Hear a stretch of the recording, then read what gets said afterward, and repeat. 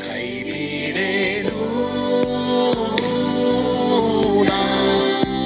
ಕೈ ಬಿಡೇನು, ಆ ಮಾತು ಹೇಳಿದ ನನ್ನ ಹೇಳಿದ ನಲ್ಲವೇ.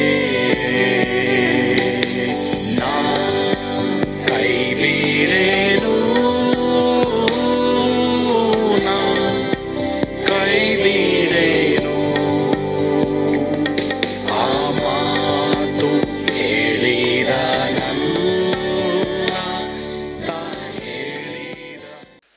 ಯೇಸು ಕೈಬಿಡನು ದೈನಂದಿನ ಸತ್ಯವೇದ ಅಧ್ಯಯನಕ್ಕೆ ನಿಮ್ಮೆಲ್ಲರನ್ನು ಆಹ್ವಾನಿಸುತ್ತೇನೆ. ಇಂದು ನಾವು ದೇವರ ಸನ್ನಿಧಾನದಿಂದ ದೂರ ಓಡಿ ಹೋದರೆ ನಮಗೆ ಉಂಟಾಗುವ ಅನಾಹುತಗಳ ಕುರಿತು ನಾವು ಧ್ಯಾನ ಮಾಡಲಿಕ್ಕೆ ಹೋಗ್ತೇವೆ. ಇದು ಯೋನನ ಪುಸ್ತಕದಲ್ಲಿ ಮಾಡಿದಂಥ ಒಂದು ಪ್ರಸಂಗ. ಸೊ ಹೀಗಾಗಿ ನಿಮಗೆ ನಿಜವಾಗ್ಲೂ ಈ ವಾಕ್ಯಗಳು ಅದ್ಭುತವಾಗಿರುತ್ತದೆ. ನೀವು ಆಶೀರ್ವಾದ ಹೊಂದಿರಿ.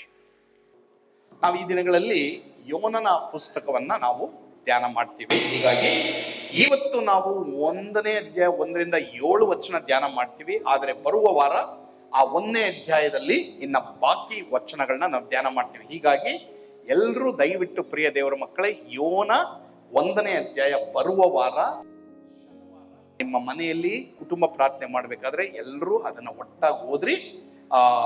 ಯಾಕಂದ್ರೆ ಈ ಕಡೆ ದಿವಸಗಳಲ್ಲಿ ನಮಗೆ ಅದರಿಂದಲೂ ಆ ಪುಸ್ತಕದಿಂದಲೂ ನಾವು ಒಂದು ಮೆಸೇಜ್ ಅನ್ನ ನಾವು ನೋಡೋರಾಗಿರ್ತೇವೆ. ಸೊ 1ನೇ ಅಧ್ಯಾಯ ಎಲ್ಲರೂ ಓದ್ಕೊಂಡು ಬರಬೇಕು. ಬಟ್ ಇವತ್ತು 1ನೇ ಅಧ್ಯಾಯ 1ರಿಂದ 7ನೇ ವಚನ ನಾವು ಧ್ಯಾನ ಮಾಡ್ತೇವೆ. ಸತ್ಯವೇದದಲ್ಲಿ ಸುಮಾರು 16 ಪ್ರವಾದನೆ ಪುಸ್ತಕಗಳಿವೆ, ಯೆಶಾಯನಿಂದ ಮಲಾಕಿಯವರೆಗೂ. ಆದರೆ ಯೋನನ ಪುಸ್ತಕ ಪ್ರವಾದನೆ ಪುಸ್ತಕ ಅಲ್ಲ.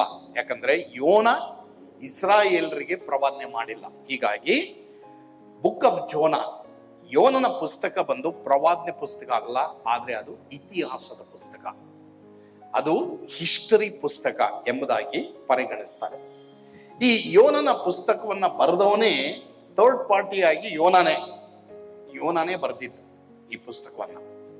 ಈ ಯೋನನ ಪುಸ್ತಕದಲ್ಲಿ ಸುಮಾರು 4 ಅಧ್ಯಾಯ ಇದೆ. ಒಂದೊಂದು ಅಧ್ಯಾಯಕ್ಕೂ ಒಂದೊಂದು ಥೀಮ್ ಇದೆ. 1ನೇದಾಗಿ ರನ್ನಿಂಗ್ ಅವೇ ಫ್ರಮ್ ಗಾಡ್, ದೇವರ ಸನ್ನಿಧಾನದಿಂದ ದೂರ ಓಡಿ ಹೋಗೋದು. 2ನೇ ಅಧ್ಯಾಯದ ಥೀಮ್ ಏನಂತಂದ್ರೆ ಅದನ್ನ ಇನ್ನೊಂದು 2 ವಾರದಲ್ಲಿ ನಾವು ನೋಡ್ತೀವಿ. ರನ್ನಿಂಗ್ ವಿತ್ ಗಾಡ್, ದೇವರೊಂದಿಗೆ ನಡೆಯುವಂಥದ್ದು. 3ನೇ ಅಧ್ಯಾಯದ ಒಂದು ಥೀಮ್ ನಾವು ನೋಡ್ಬೇಕಾದ್ರೆ ರನ್ನಿಂಗ್ ಫಾರ್ ಗಾಡ್, ದೇವರಿಗಾಗಿ ನಡೆಯುವಂಥದ್ದು. 4ನೇ ಅಧ್ಯಾಯ ರನ್ನಿಂಗ್ ಅಹೆಡ್ ಆಫ್ ಗಾಡ್, ಅಂದ್ರೆ ದೇವರಿಗಿಂತ ಮುಂಚೆ ಓಡೋದು. ಈ 4 ಅಧ್ಯಾಯದಿಂದಲೂ ದೇವರು ನನಗೆ ನಿನಗೆ ಮೆಸೇಜ್ ಅನ್ನು ಇಟ್ಟಿದ್ದಾರೆ. ಹೀಗಾಗಿ ನಮ್ಮ ಹೃದಯಗಳನ್ನ ನಾವು ತೆರೆದಿಡೋಣ ಪ್ರಿಯರೇ. ಈಗ 1 ಮತ್ತೆ 2ನೇ ವಚನ ನಾವು ಓದಿದ್ವು, ಆದರೆ ಅದನ್ನ ತಿರುಗಿ ನಾವೆಲ್ಲರೂ ಒಟ್ಟಾಗಿ ಓದ್ಕೊಳ್ಳೋಣ. 1 ಮತ್ತು 2ನೇ ವಚನ ಓದೋಣ, ಗಟ್ಟಿಯಾಗಿ ಓದೋಣ. ಯೆಹೋವನು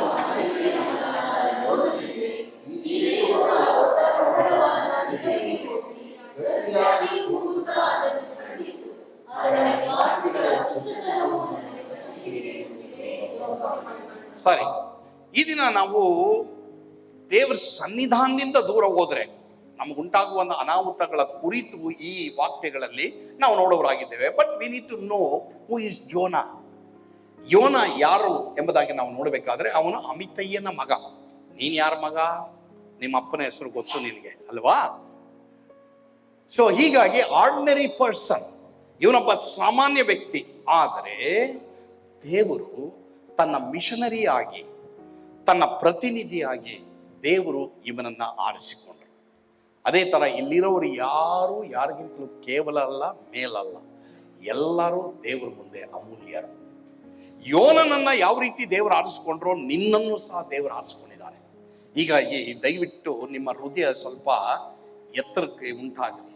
ಸ್ವಲ್ಪ ಗೆಟ್ ದಟ್ ಗಟ್. ನಾನು ಕೇವಲವಾದವನಲ್ಲ, ನಾನು ದೇವರ ಮಗ, ನಾನು ದೇವರಿಂದ ಆರಿಸಲ್ಪಟ್ಟವನು ಎಂಬುದಾಗಿ ದೇವ ಮಕ್ಕಳಾದ ನಾವು ಇವತ್ತು ನಮ್ಮ ಹೃದಯದಲ್ಲಿ ಒಂದು ಬಲ ಪಡಿಬೇಕು. ಕೆಲವು ಸಲ ನಾವೇನ್ ಮಾಡ್ತೀವಿ, ನಮ್ಮನ್ನ ಮತ್ತೊಬ್ಬರಿಗೆ ಹೋಲಿಕೆ ಮಾಡ್ತೀವಿ, ಮತ್ತೊಬ್ಬರ ಕೆಲಸಗಳಿಗೆ ಹೋಲಿಕೆ ಮಾಡ್ತೀವಿ, ಮತ್ತೊಬ್ಬರ ಸ್ಕೂಲು ಕಾಲೇಜುಗಳಿಗೆ ಹೋಲಿಕೆ ಮಾಡ್ತೀವಿ, ಮಾತ್ರವಲ್ಲದೆ ಮತ್ತೊಬ್ಬರ ಒಂದು ಸ್ಟೇಟಸ್ಗಳಿಗೆ ಹೋಲಿಕೆ ಮಾಡ್ತೀವಿ. ಇದೆಲ್ಲ ಪ್ರಿಯ ದೇವರ ಮಕ್ಕಳೇ ಲೋಕದ್ದು. ಆದರೆ ದೇವರ ಮುಂದೆ ಯೋನನನ್ನ ದೇವರು ಯಾವ ರೀತಿ ಆರಿಸ್ಕೊಂಡ್ರೋ ಅದೇ ರೀತಿ ನಿನ್ನನ್ನು ಆರಿಸ್ಕೊಂಡಿದ್ದಾರೆ. ಏನಕ್ಕೋಸ್ಕರ ಗೊತ್ತಾ? ಒಂದು ಮಿಷನರಿ ಆಗಿ. ನೀನು ಓದ್ತಾ ಇರ್ಬೋದು, ನೀ ಕೆಲಸ ಮಾಡ್ತಾ ಇರ್ಬೋದು, ನೀ ಬಿಸ್ನೆಸ್ ಮಾಡ್ತಾ ಇರ್ಬೋದು, ನೀನೇನು ಮಾಡ್ತಾ ಇದೀಯೋ ಏನೋ ಗೊತ್ತಿಲ್ಲ, ಡೋಂಟ್ ವರಿ. ನನ್ನನ್ನ ದೇವರು ಈ ಲೋಕದಲ್ಲಿ ಒಂದು ಮಿಷನರಿ ಆಗಿ, ಅಂದ್ರೆ ಒಂದು ಯೇಸುವಿನ ಬಗ್ಗೆ ಮತ್ತೊಬ್ಬರಿಗೆ ತೋರ್ಸಕ್ಕೆ ಮತ್ತೆ ಹೇಳಲಿಕ್ಕೆ, ನಾನು ನೀನು ಯಾವ ರಂಗದಲ್ಲಿ ಇದೀವೋ ಎಲ್ಲಿದೀವೋ ಅಲ್ಲಿ ದೇವರು ನಿನ್ನ ಆರಿಸ್ಕೊಂಡಿದ್ದಾರೆ. ಹೀಗಾಗಿ ನಾವು ಯಾವಾಗಲೂ ಎಲ್ರಿಗೂ ದೇವರ ವಾಕ್ಯ ಸಾರಕ್ಕಾಗಲ್ಲ. ದೇವ್ರ ಹತ್ರ ನಾವು ಆಪರ್ಚುನಿಟಿ ಕೇಳಬೇಕು, ಅವಕಾಶ ಕೇಳಬೇಕು. ದೇವರೇ, ಯಾರಿಗಾದ್ರೂ ನನ್ನ ಎಲ್ಲಿಟ್ಟಿದ್ಯೋ ಯಾರಿಗಾದ್ರೂ ನನ್ನ ಸಾಕ್ಷಿ ನಾನು ಹೇಳಕ್ಕೆ ನನ್ನ ಕೃಪೆ ಕೊಡು ದೇವರೇ. ನಿನ್ನನ್ನ ದೇವರು ಒಂದು ಮಿಷನರಿ ಆಗಿ ಆರಿಸ್ಕೊಂಡಿದ್ದಾರೆ. ಇನ್ನು ನೆನ್ಪಿಟ್ಕೊಡ್ರಿ, ಕೆಲವರು ಫುಲ್ ಟೈಮ್ ಮಿಷನರಿಗಳಾಗಿರ್ತಾರೆ, ಕೆಲವರು ಪಾರ್ಟ್ ಟೈಮ್ ಮಿಷನರಿಗಳಾಗಿರ್ತಾರೆ, ಕೆಲವರು ಕೆಲಸ ಮಾಡ್ತಾ ಮಿಷನರಿಗಳಾಗಿರ್ತಾರೆ. ಒಟ್ಟಿನಲ್ಲಿ ಎಲ್ಲರೂ ಸಹ ಯೇಸುವಿನ ಸಾಕ್ಷಿಗಳಾಗಿದ್ದೇವೆ ನಾವು. ಇದು ನೀವು ನೆನ್ಪಿಟ್ಕೊಳ್ಬೇಕು. So it is one of the wonderful missionary book. ಇದು ಸುವಾರ್ತೆ ಸಾರುವಂತವನ ಒಂದು ಇತಿಹಾಸ ಎಂಬುದಾಗಿ ನಾವು ಇವತ್ತು ನೋಡೋರಾಗಿದ್ದೇವೆ. ಹೀಗಾಗಿ ದೇವರು ನಿಮ್ಮೆಲ್ಲರನ್ನು ಆರಿಸ್ಕೊಂಡಿದ್ದಾರೆ ಪ್ರಿಯರೇ. God has chosen every one of you. ದೇವರು ನಿಮ್ಮೆಲ್ಲರನ್ನು ಆರಿಸ್ಕೊಂಡಿದ್ದಾರೆ. ಹೀಗಾಗಿ ನೀವು ಸಂತೋಷ ಪಡ್ಬೇಕಪ್ಪ. ನನ್ನಂತ ಪಾಪಿ ಈಗ ಹಾಡಾಡಿದ್ವಲ್ಲ, ಅರ್ಹತೆ ಇಲ್ಲ.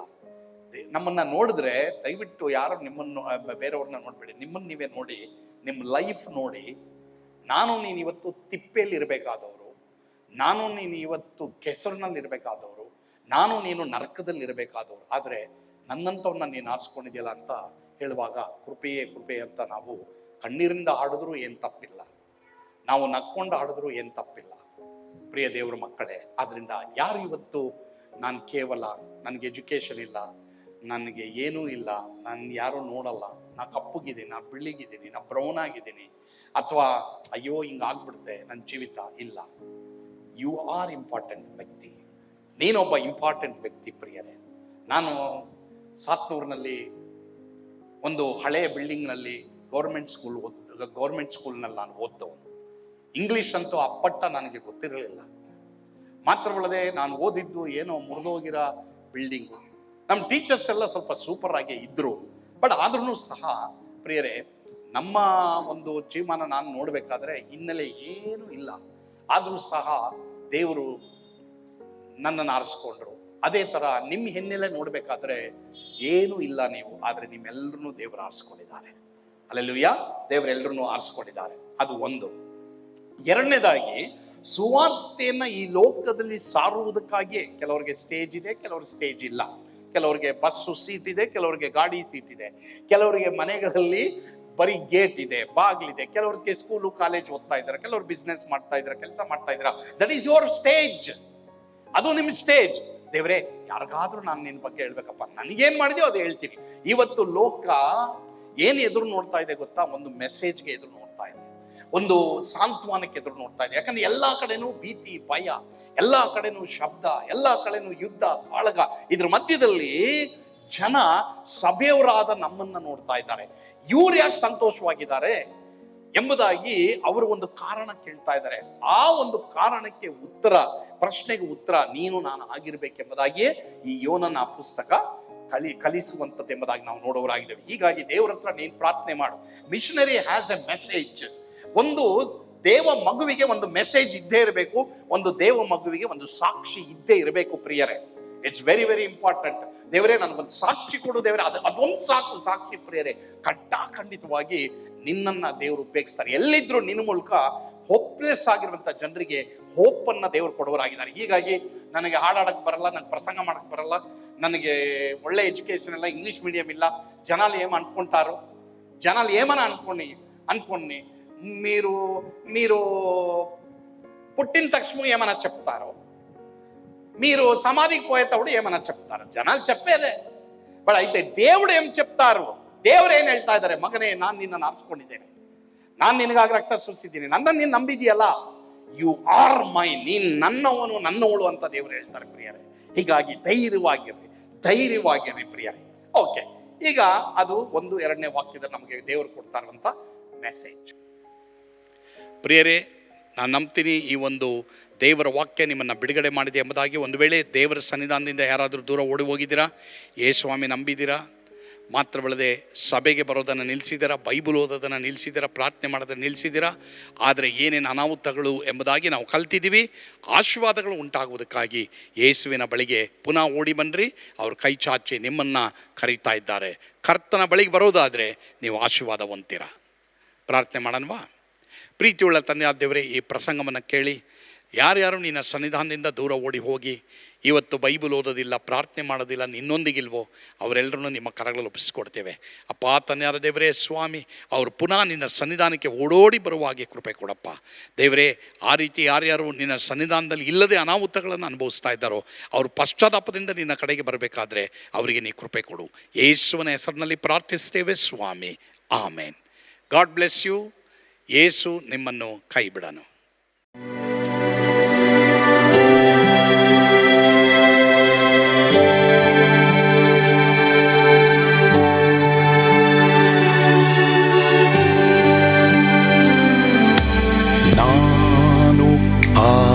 ಪಾತ್ರದಲ್ಲಿ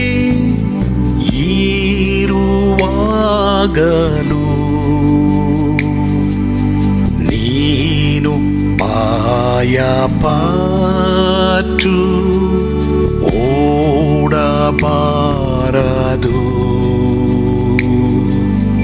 ನನ್ನ ಮಾತನಂಬಿ ಸ್ಥಿರವಾಗಿರು.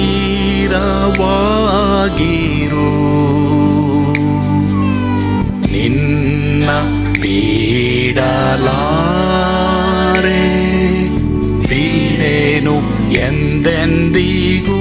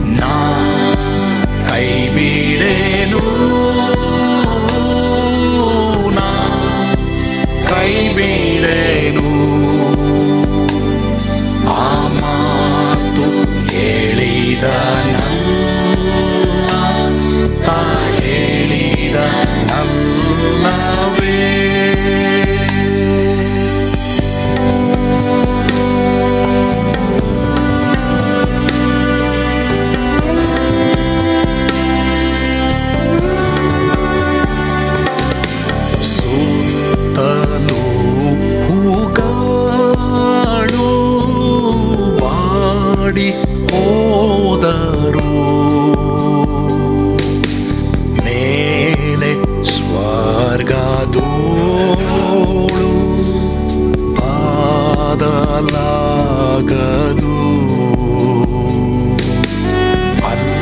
ಅಲ್ಲಿಂದೇಸು ಸ್ವಾಮಿ ಬಾರುವಾತನು ನನ್ನ ಬಿಡಲಾರ, ನನ್ನನ್ನು ಕೈ ಬಿಡನು. ನಾ ಕೈ ಬಿಡೆನು, ನಾ ಕೈ ಬಿಡೆನು. ಆ ಮಾತು ಹೇಳಿದ ನನ್ನ ತಾ ಹೇಳಿದ ನಲ್ಲವೇ.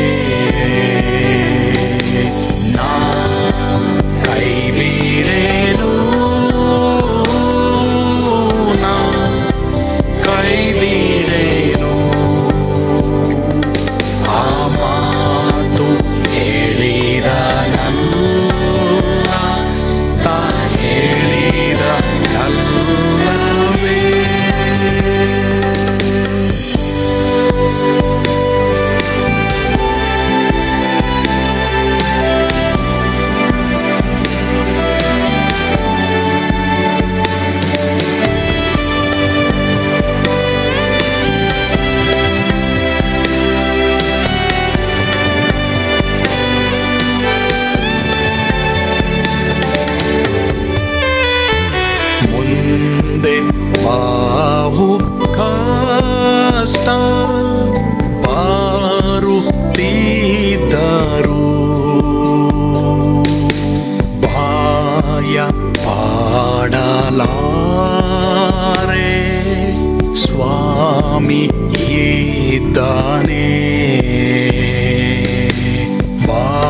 ಬಲವಾಗಿ ನಿಂತು ಹರ್ಷಗೊಳ್ಳುವೆ. ಸ್ವಾಮಿ ಬಿಡಲಾರ, ಸ್ವಾಮಿ ನನ್ನ ಕೈ ಬಿಡನು. ನಾ ಕೈ ಬಿಡೆನು, ನಾ ಕೈ ಬಿಡೆನು.